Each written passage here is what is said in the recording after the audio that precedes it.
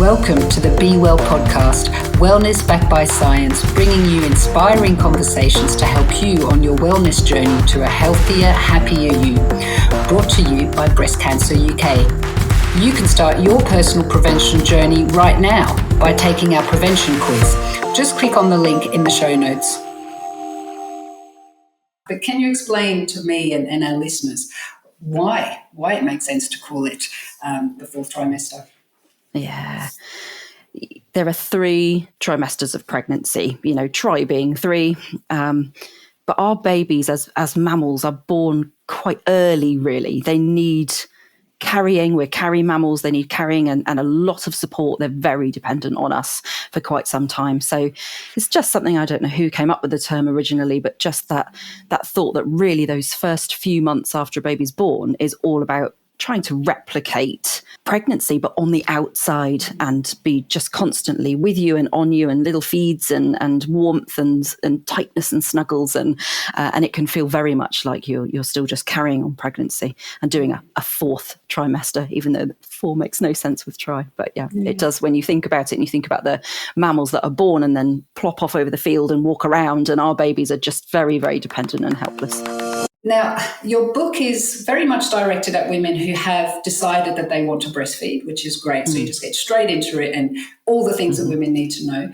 But for those who are maybe unsure or who haven't decided yet, can you maybe talk to us a bit about why breastfeeding is worth trying? Yeah, absolutely. And something we know actually is that a lot of people kind of say, "Oh, I think I'll have a go at it," but don't quite realise how strongly and how passionately they're going to feel about feeding their baby once they've arrived. This sort of deep hormonal drive to feed the baby, and they assume they're just going to be kind of, "Oh, well, I'll just sort of give it a go," but actually it does become really important to them.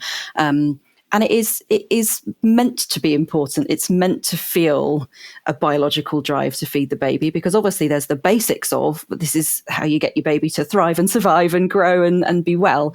But we know from lots and lots of research that actually to be able to breastfeed means that there's physical benefits as well as mental, emotional, psychological, and sort of economic, and all sorts of benefits of breastfeeding sort of en masse. It's not about any one person feeding or not feeding, though that is important to know. And if any one person doesn't want to, then obviously that's entirely their choice. And as lactation consultants, we support people completely with whatever it is they want to do, whether that is fully breastfeeding, partly breastfeeding, not breastfeeding at all. But if they want to breastfeed and they want to talk about why actually it's a good idea, we know that for them, and often they know there's benefits for baby, but they don't know there's benefits for them actually, is that we know, obviously breast cancer, is a big one. Other types of cancers like ovarian cancer, osteoporosis, those come up quite commonly. But other things like heart disease, stroke, cholesterol, blood pressure, obesity and overweight, mental health, mental health is you're protected against anxiety and depression postnatally if breastfeeding's going well. If it's not going well, we know that there's an increased rate of those problems. So that's a bit of a mixed old bag with that one. But a huge amount of benefits, the diabetes and stroke and, all sorts of things just for the mother alone. And for the baby, there's all sorts. There's, reduced chances of ear infections and respiratory infections and tummy bugs and not just, coughs and colds, but also, hospitalizing with these bugs and germs. And needing to see the GP less times, needing less antibiotics and things, and also long-term things like, childhood cancers and cholesterol, and even things like we've got some research to show that they're better school ready. When they're ready to go to school, if they're breastfed as an infant, they tend to adjust to going to school more easily. So it really is a bit, it's not just a short-term thing, it's a big long-term potentially as well. And it's cumulative. The longer you breastfeed, ideally the better, but any breast milk is beneficial, and it's better to do, 1 breastfeed a day. If you're not able to or don't want to breastfeed fully, it's still hugely beneficial to do any. Yeah, that's wonderful advice. And, you mentioned breast cancer, and it is our business to talk to people about reducing their risk. But the figures are quite stark with breast cancer. For every 12 months of breastfeeding, our risk of breast cancer is reduced by 4%. And so the longer we breastfeed, and that's the case for lots of other things. And the other thing I recall also being told back then is all the immediate benefits to kind of post-birth recovery to the body as well. Yes. So lots of benefits, but there are some real complications or difficulties, I suppose, in the early stages, and your book covers that absolutely beautifully. Now, Jane, I did mention in my intro that you frame physical movement and strength building around women's changing bodies, which I think is a wonderful thing. And one stage that is quite a lot in the spotlight these days is the menopause and the changes that happen to women during this time.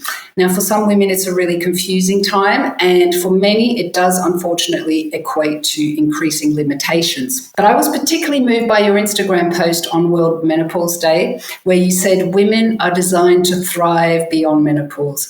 Now, that for me sounds pretty exciting and a tad radical, if I do say so. Can you tell me more about what you meant in that post? And also, importantly, do you think this idea is widely shared today?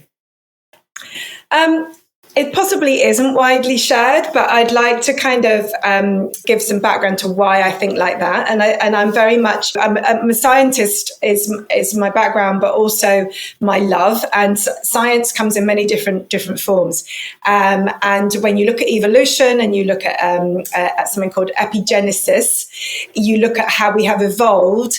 It's really fascinating. And as mammals, so you go back to the basics, as mammals, we're unique in that we're not completely unique, but there are very few mammals that do what we do, which is to have a menopause. Okay, so as humans, we have menopause, but many species just carry on. In theory, they can procreate right till the end of their life. Now, the other set of mammals that do this are a particular type of whale, and they are the toothed whales, the killer whales. And they also have a menopause in the same way that we do. But what happens in the community within whales is that the grandmother takes on a different role. She's actually protector. She is very, very strong. She looks after the other children within the family because the women who are still giving birth are looking after the new children that are coming into the family. So it's like a way of evolving, but also surviving. And it's called the grandmother effect. And it means actually we have this incredible, powerful role. And I see women doing this all the time. And we are not given half the credit for it that we should do. But also, there's this idea, there is this belief out there that when we have the menopause, that thousands of years ago or 100 years ago, women didn't live. Mm-hmm. And this is not true. Women do survive, and you've only got to look at different cultures again. So if you look at the Hansa tribe, if you see how the grandmothers there survive, they're the ones out in fields. They're the ones doing the work. They've got babies on their back because the other mothers are still having children. We can do this. There's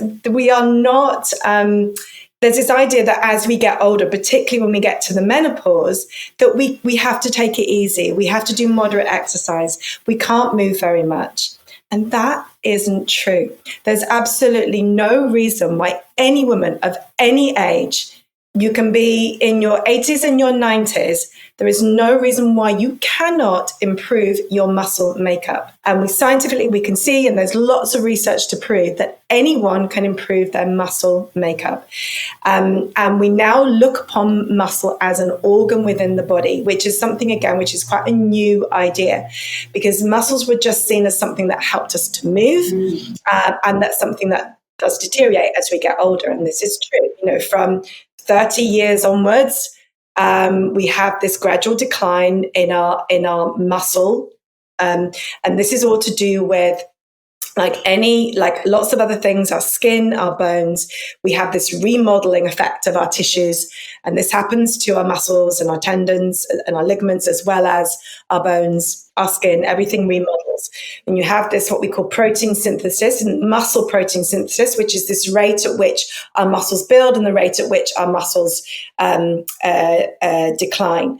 And we need it to be here. Mm-hmm. And up until the age of 30, it's pretty much doing this just by being alive. Luckily, we live in a world that has gravity, and gravity is a pull on our muscles, and this helps us to move. But unfortunately, that process of muscle protein synthesis, this remodeling of our muscles, starts to decline from the age of 30. Right, that early.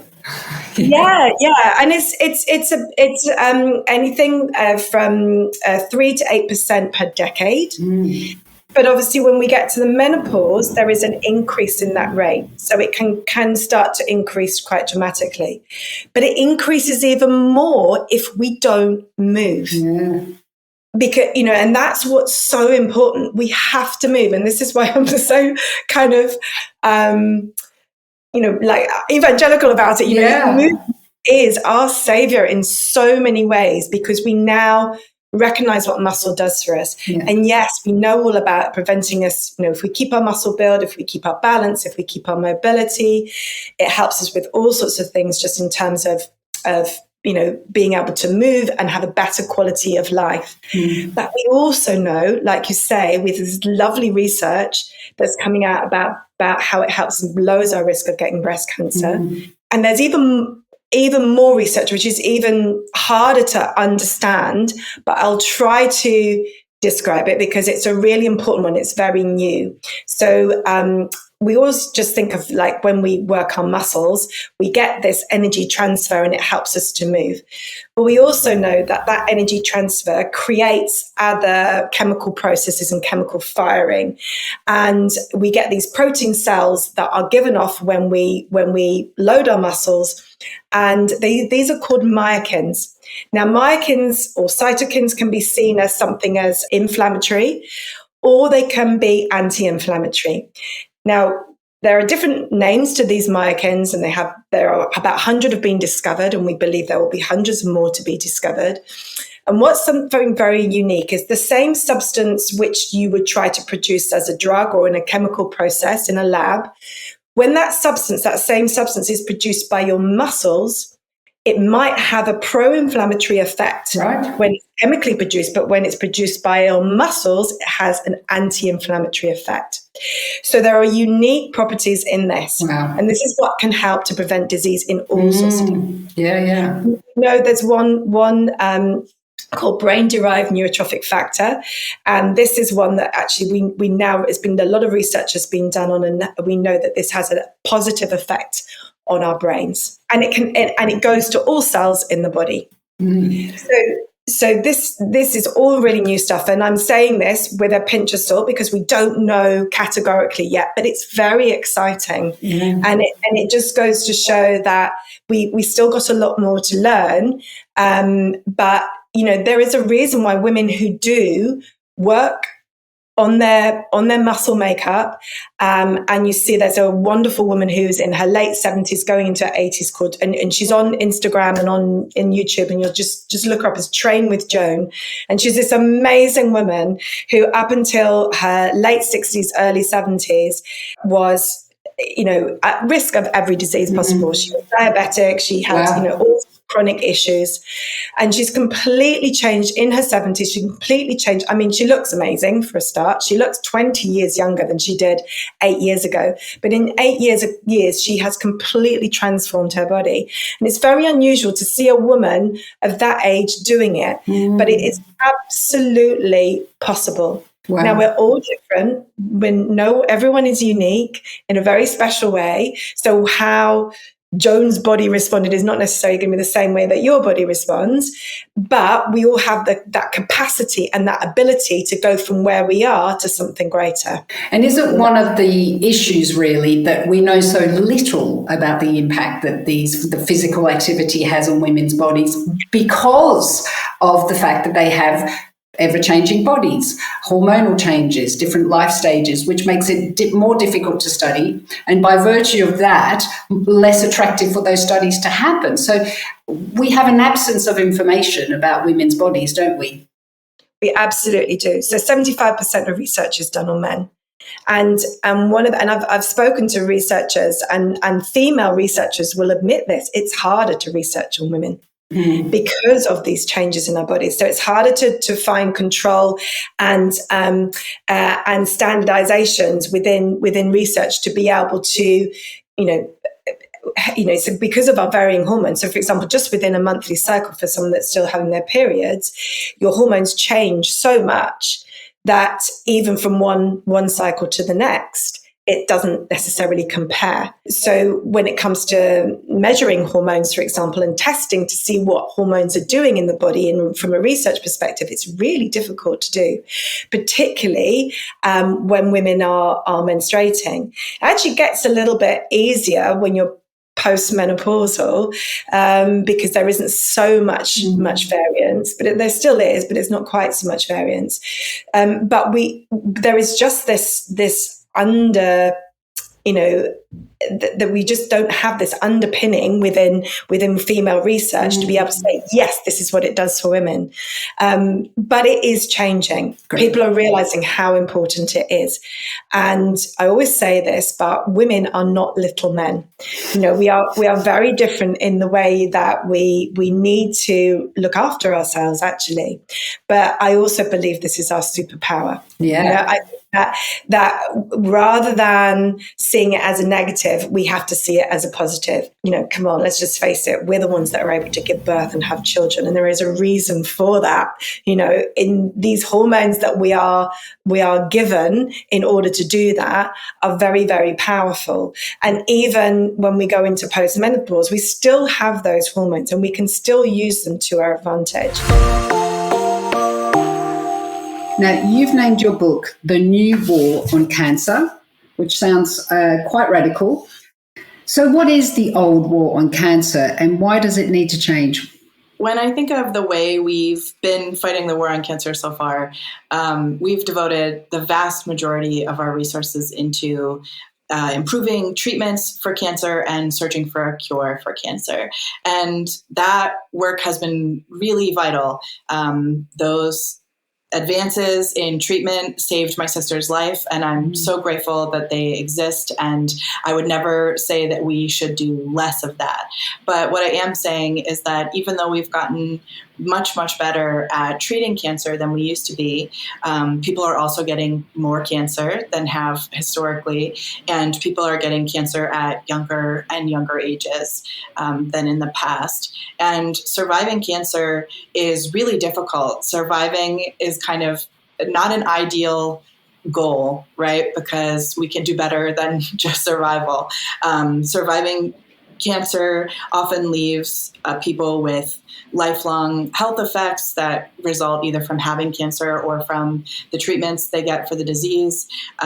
People also have, a lot of emotional hardship. It's really traumatic for people and families to receive a cancer diagnosis and then go through treatment. And people often have, what they describe as like PTSD when they have to go in for follow-up scans. I know that's something that I've watched my sister go through. And when I was thinking about this, as I started working on the book, and thinking about this framework we use, this language of a war on cancer when we describe all the investment we've thrown toward finding a cure and improving the way we treat the disease. So right now, globally, only 7 to 9% of all cancer funds go toward prevention. All the rest of the money allocated toward cancer go toward treatments. And so one of the reasons we're not doing a great job at preventing cancer is because we just don't fund cancer prevention in a meaningful way.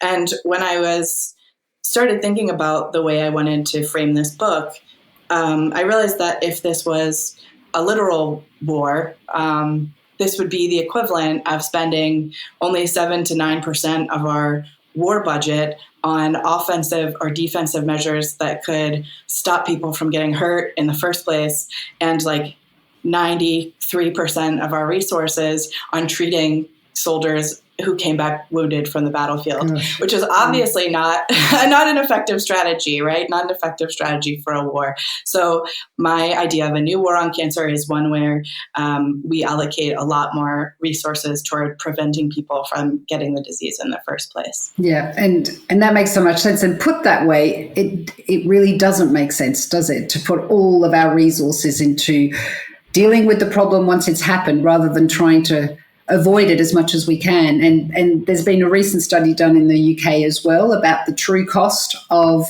cancer.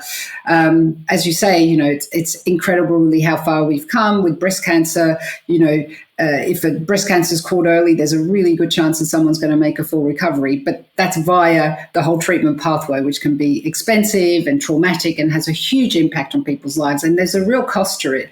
And in the UK, the NHS bears the brunt of it, and that is very difficult to manage. We hope you enjoyed this episode of the Be Well podcast, brought to you by Breast Cancer UK, a prevention charity supporting people to build healthy, lifelong habits and reduce their risk of developing breast cancer. You can start your personal prevention journey right now by taking our prevention quiz. Just click on the link in the show notes.